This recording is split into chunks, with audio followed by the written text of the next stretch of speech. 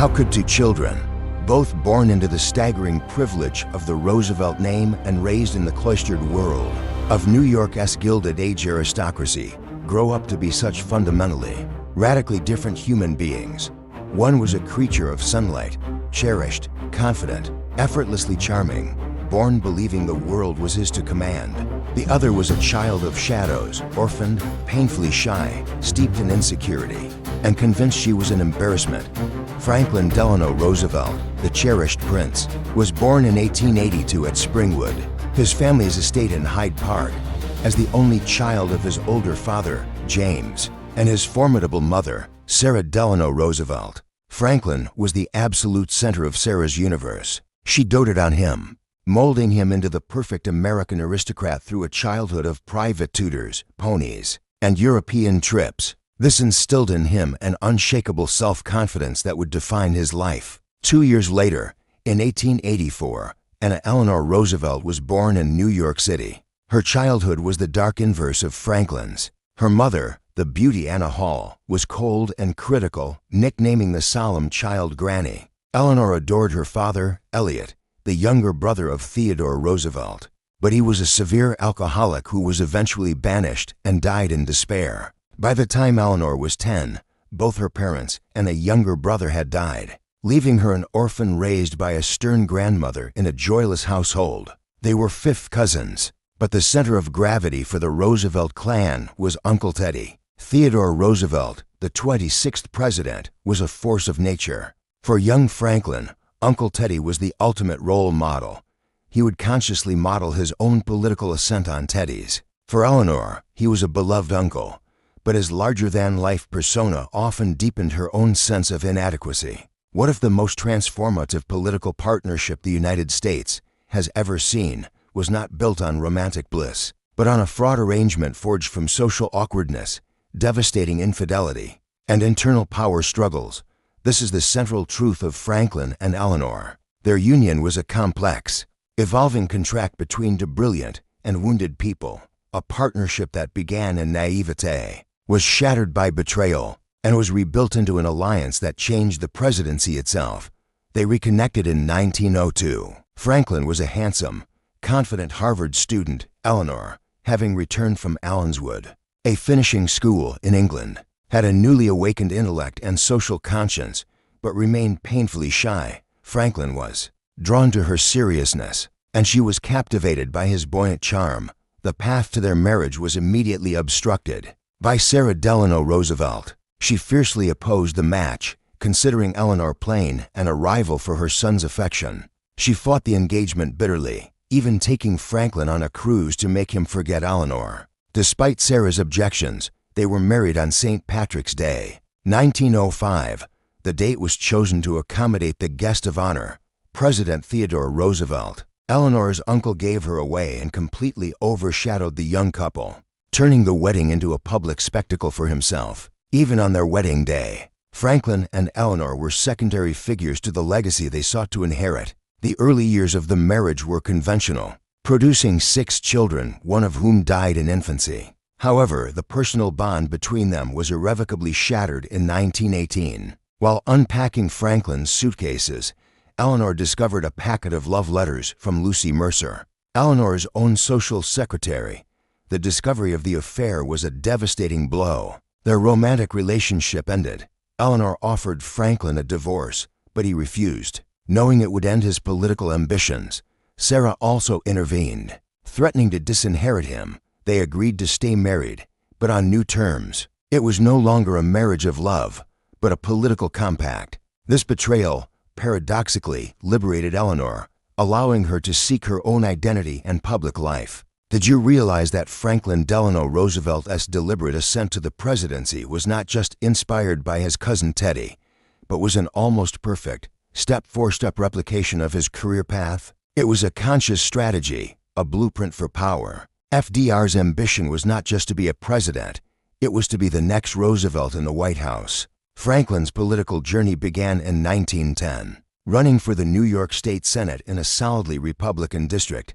The Roosevelt name and his own masterful campaigning using a novelty red automobile to meet voters led to a stunning upset. He immediately made a name for himself in Albany by fighting the corrupt Tammany Hall machine, establishing his credentials as a progressive reformer, just as Teddy had done. In 1913, President Woodrow Wilson appointed him Assistant Secretary of the Navy. This was the exact same post Theodore Roosevelt had held and used to build his reputation. For Franklin, this was a dream job. He adored the Navy and proved to be a brilliant administrator, managing the massive naval bureaucracy and gaining invaluable executive experience. During World War I, Roosevelt's role became paramount as he managed naval operations for a global conflict. In 1920, his national recognition secured him the spot as the Democratic nominee for vice president. But the nation, weary of war, was not in a democratic mood. The Cox-Roosevelt ticket was overwhelmingly defeated by Warren G. Harding's return to normalcy. At 38, Franklin's political future was suddenly uncertain. How does a man who seems to have everything react when, at the absolute peak of his physical prime, his own body completely betrays him? At 39, Franklin Roosevelt was struck by a catastrophe that left him, a man defined by his vitality, permanently paralyzed from the waist down. This event would become the central crucible of his life, the dividing line between the charming politician he was and the iron-willed leader he would become. The blow fell in August 1921 at their summer retreat on Campobello Island. After a vigorous day of sailing, Franklin felt a chill. He awoke with a high fever and weakness in his legs. The paralysis spread rapidly.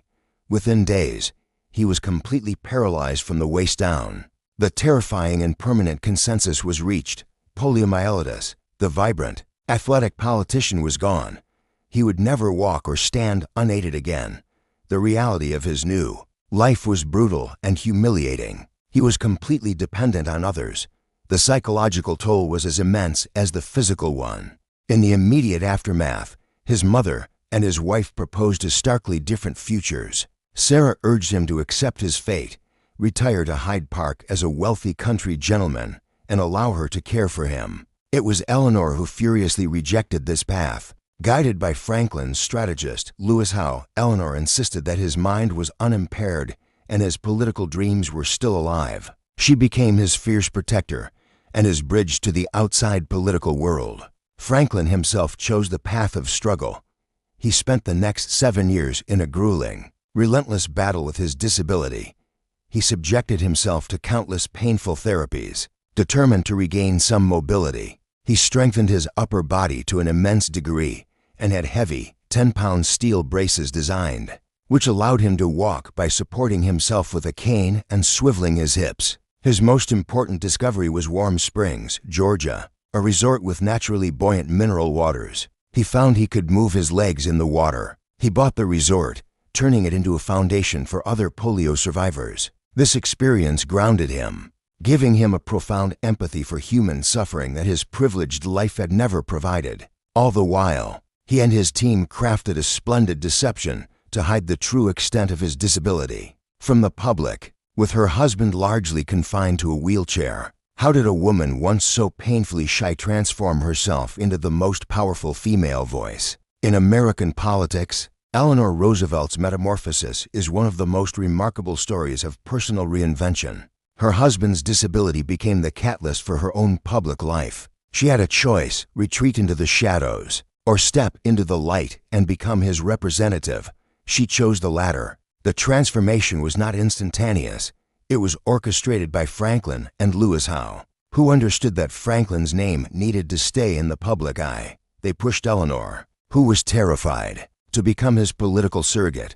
She conquered her fear of public speaking, took lessons, and became active in the Democratic Party, building a network of female political activists. She became, in essence, Franklin's legs and eyes, traveling where he could not.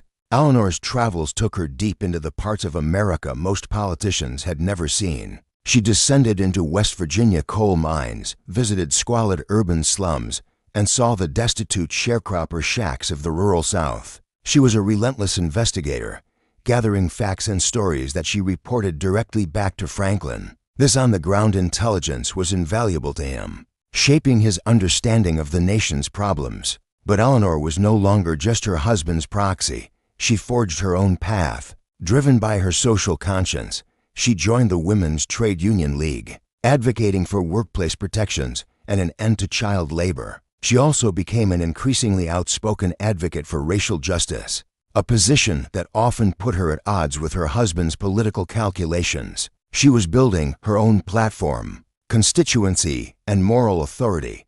By 1932, the country was broken and desperate. The Great Depression had spiraled into an economic apocalypse. A staggering 25% of the workforce was unemployed.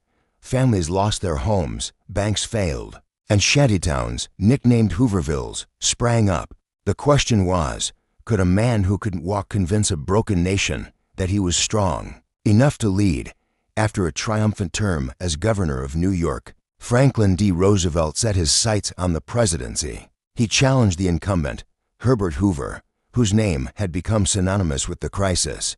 Hoover seemed paralyzed by the disaster, clinging to a philosophy of rugged individualism. The public was demanding a savior. The Depression was the only issue. Against this backdrop of despair, FDR positioned himself as the champion of the forgotten man. His campaign radiated energy and hope.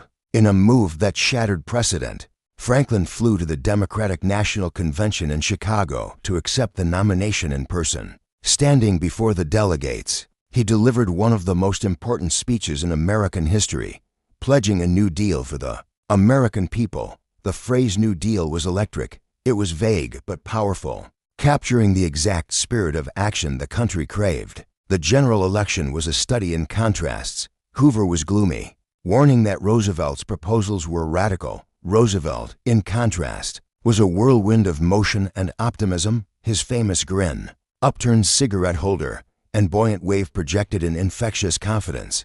He promised action, experimentation, and empathy. The result was not just a victory, it was a historic landslide, a total repudiation of Hoover and a mandate for Roosevelt. By the time Franklin Roosevelt was inaugurated in March 1933, the United States was in a state of terminal collapse.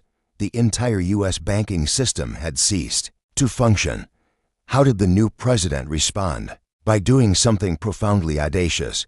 He shut down every single bank in the nation, declaring a national bank holiday. On March 4, 1933, Roosevelt delivered his first inaugural address to a nation gripped by terror. His voice, clear and confident, boomed across the radio. He immediately confronted the nation's despair, uttering the most famous line of his presidency. So, first of all, let me assert my firm belief that the only thing we have to fear is fear itself. With those words, he galvanized the American people, shifting the national mood from panic to action. His first act, the bank holiday, began what would be known as the first 100 days, a period of legislative activity unparalleled in American history. Congress, which had been deadlocked under Hoover, passed an astonishing 15 major pieces of legislation. This was not a careful ideological revolution, it was a pragmatic, try-anything approach. The Emergency Banking Act stabilized the financial system, while other acts provided direct relief to the unemployed, refinanced mortgages, and began regulating Wall Street. What if a president could bypass hostile newspapers and speak directly to you, in your own living room, as a trusted friend? This was the revolutionary genius of the fireside chats. Roosevelt was the first president to master radio. He possessed a magnificent, intimate voice. He used these addresses to explain his complex policies in simple, paternal terms.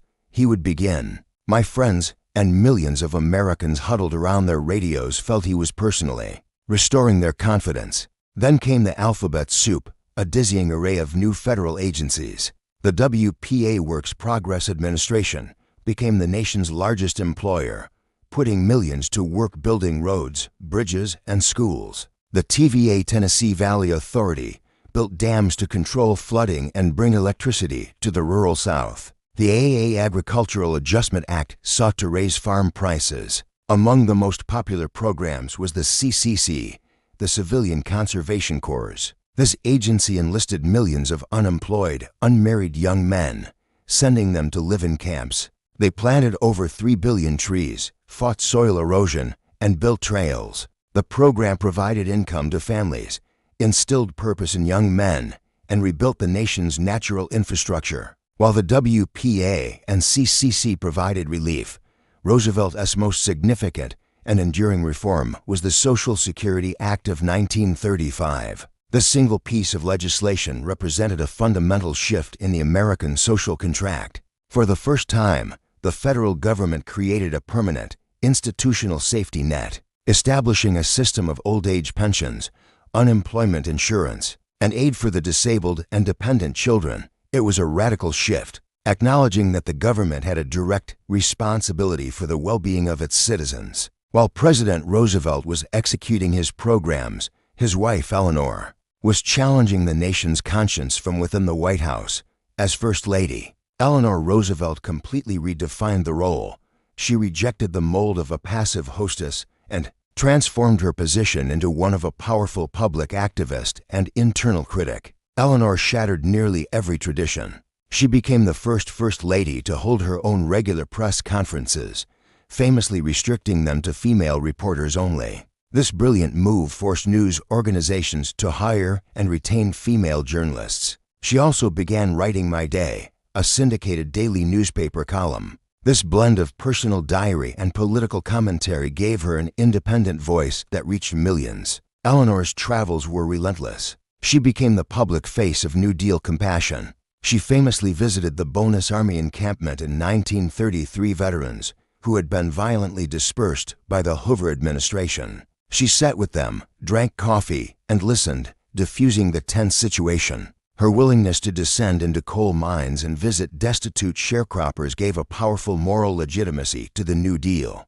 Privately and publicly, Eleanor became her husband's conscience. She relentlessly pushed him to do more for the marginalized.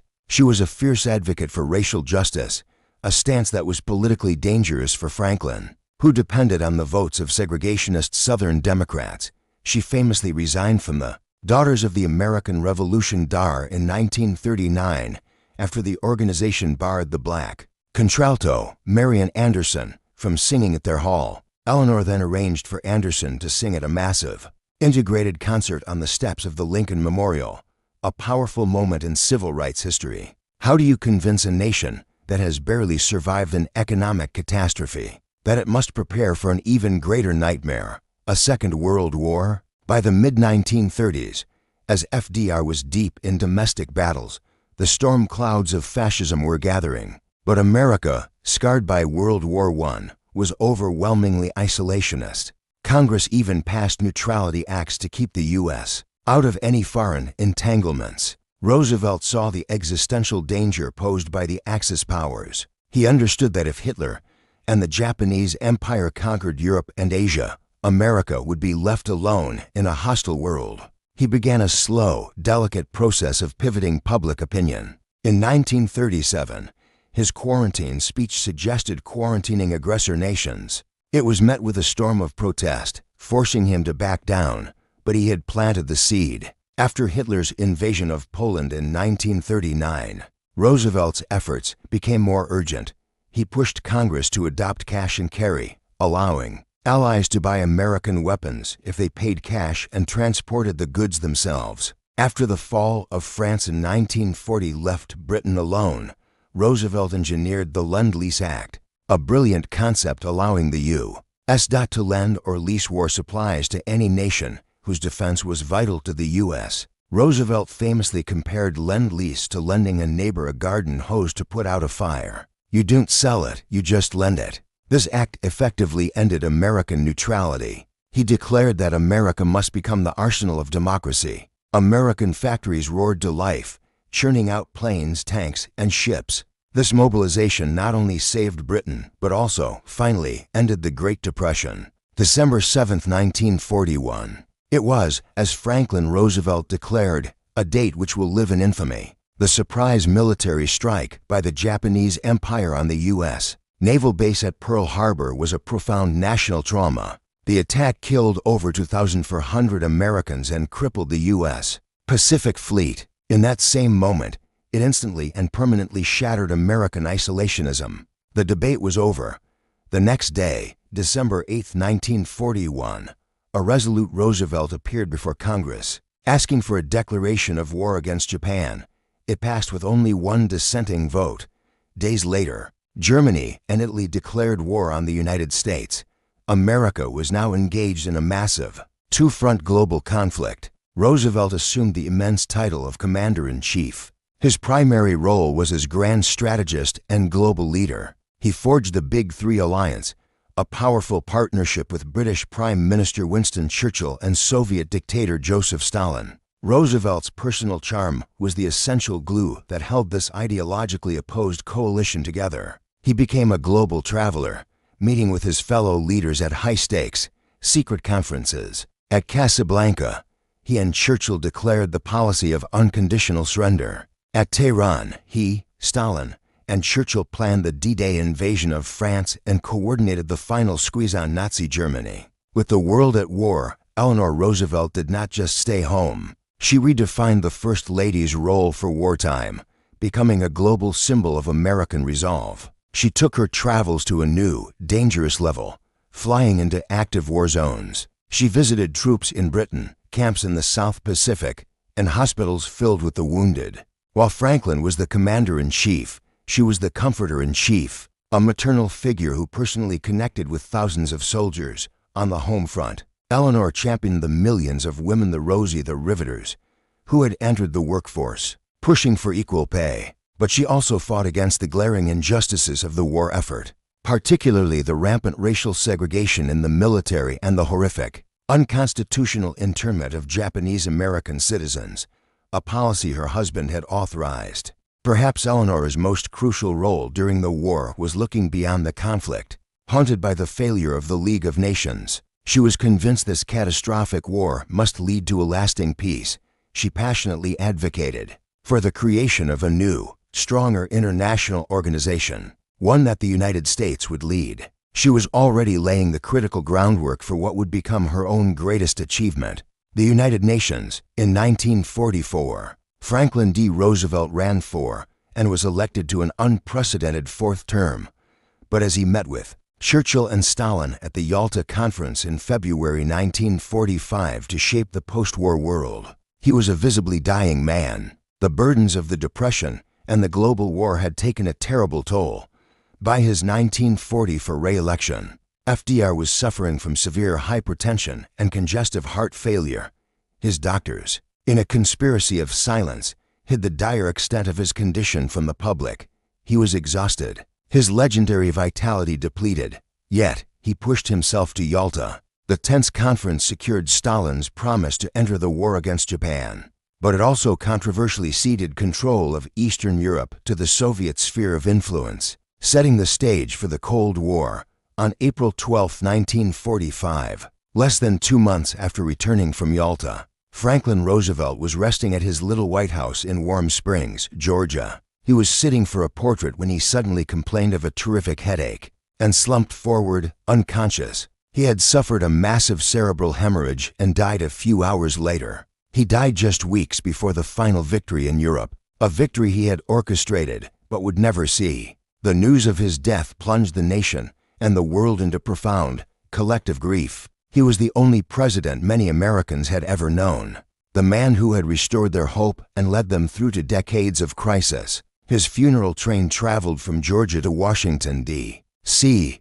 and then to Hyde Park, as millions of weeping citizens lined the tracks to say goodbye. After Franklin's death, Eleanor could have justifiably retired. She was 60 years old and had earned a quiet life. Instead, after a brief mourning period, she embarked on what would become her most defining mission, the fight to create a global definition of human rights. She would step out from Franklin's shadow and become a global leader in her own right.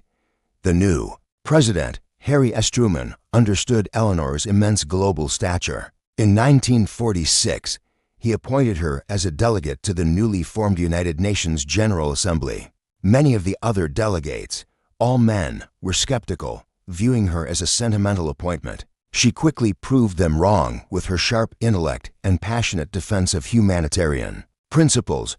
Her true calling came when she was named chairperson of the UN Commission on Human Rights. Her monumental task was to lead a diverse, contentious committee in drafting a global Bill of Rights, It was a Herculean task, fraught with ideological conflict, particularly between the Western democracies and the Soviet bloc. For 2 years, Eleanor presided over the grueling negotiations. She worked tirelessly, line by line, using her immense diplomatic skill, patience, and moral force to find common ground. On December 10, 1948, she presented the final draft of the Universal Declaration of Human Rights, UDHR, to the UN General Assembly in Paris. It was a landmark document, proclaiming that all human beings are born free and equal in dignity and rights. The General Assembly passed the UDHR, and it was a triumphant moment, Eleanor's crowning achievement. She had successfully shepherded into existence the world's first global expression of the rights of all people. For this work, President Truman paid her the ultimate tribute, naming her the First Lady of the world. So what was this extraordinary partnership? Was it a traditional romance? Clearly not. That bond was shattered by infidelity long before the White House. Was it merely a cold, calculated political contract? That, too, seems insufficient, as it fails to capture the deep affection and shared sense of duty that bound them. Perhaps it was a covenant, a sacred agreement with each other and with the American people. Franklin Delano Roosevelt's legacy is monumental.